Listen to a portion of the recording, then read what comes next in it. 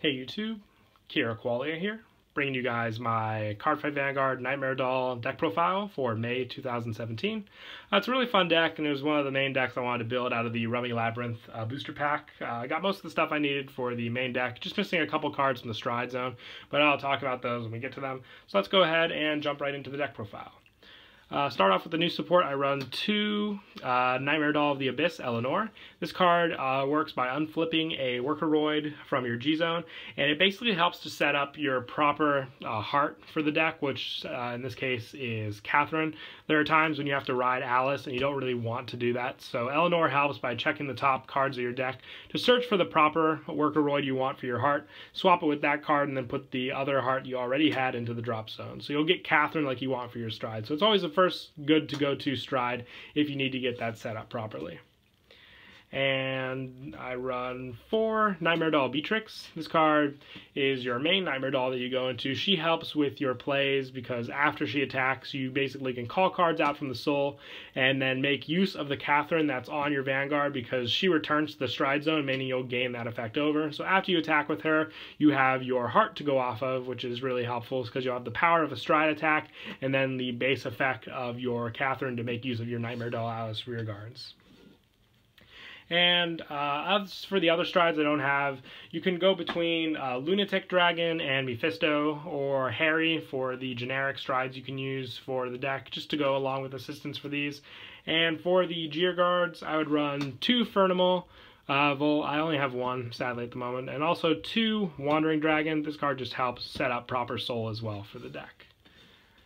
And moving on to the main deck, I run 4 Nightmare Doll Catherine. Like I said, this is your main grade 3 you want to be ridden on.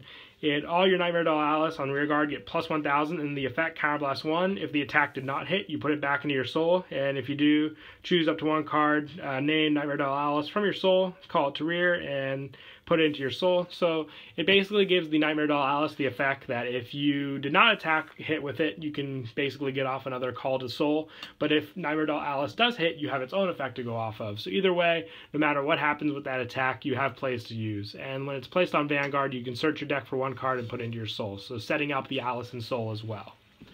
And speaking of Alice, 4 Nightmare Doll Alice, excuse me.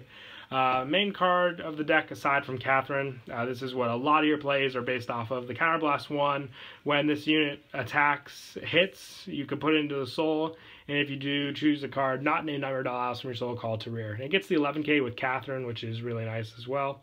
And it doesn't have to hit a Vanguard either, so that comes in handy if you want to just go for a rear guard. Most of the time your opponent will just let that hit, or if they know what this deck does, won't let it hit and do their best to prevent these plays from going off. And for grade 2s, I run 4 Nightmare Doll Master Brenda.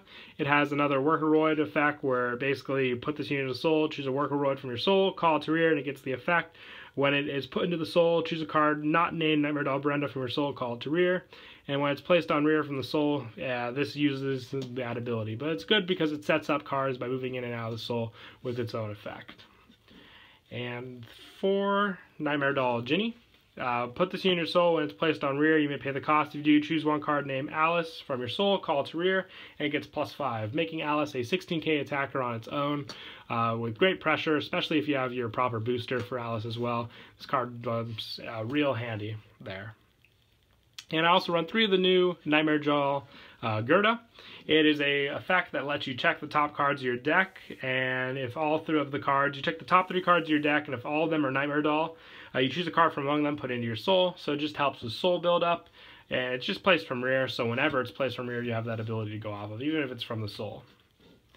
And for grade 1s, I run 4 Hades Hypnotist. This is my perfect guard of choice in the deck, just because you want to protect Nightmare Doll Alice. A lot of times, if it's stuck on rear guard, your opponent's going to go for that card for the attack, so this card helps just because it can protect a rear guard. I know the new one also does that effect as well, so I might be swapping it to that one if I can get a playset. And 4 Nightmare Doll Leslie, the preferred booster for Nightmare Doll Alice. When Alice is put into your soul from rear, basically you stand this unit, so additional booster power there. After it boosts Alice, it gets that restand effect, so always have a good booster to go off of. And 3 Nightmare Doll Lisa. When this unit's placed on rear guard from your soul due to the effect of one of your Workroids, sorry about that, until the end of the turn it gets the plus 3,000 power, and at the end of the turn you can countercharge 1. So making a 9k for the attack boost, and also the countercharge effect because you do use up counterblast a lot with this deck, so this card really helps in that situation. And also 3 Nightmare Doll Juliet. This card, when it boosts, you soul charge 1. Setting up soul is really important in this deck, and this card just helps immensely in that situation. If you want to run Midnight Bunny instead, the Stride Fodder, you can try that as well, but just running this helps because then the only card that's not a Nightmare Doll in the deck is Hades Hypnotist, and that helps with the consistency for Gerda. And for grade zeros, your starter, Nightmare Doll Natalie. It's a counterblast 1, put it in the soul, check the top 3 cards of your deck. Put one of them into your soul and put 2 on the bottom of your deck in any order. If you put a card with Nightmare Doll into your soul, you look at the top 3 cards of your deck additionally and put one of them in your soul and shuffle your deck.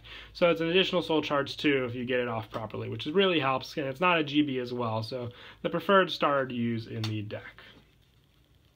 And then for triggers, I run 4 Nightmare Doll Wendy, the critical, along with Nightmare Doll Mirabelle, making 8 crits, and 4 Nightmare Doll Dory, the heal trigger, and 4 Nightmare Doll Sydney. We finally have a full Nightmare Doll trigger lineup, which is very nice for the deck, making it a mostly Nightmare Doll deck, which is what we were reaching for with this deck for a good while now.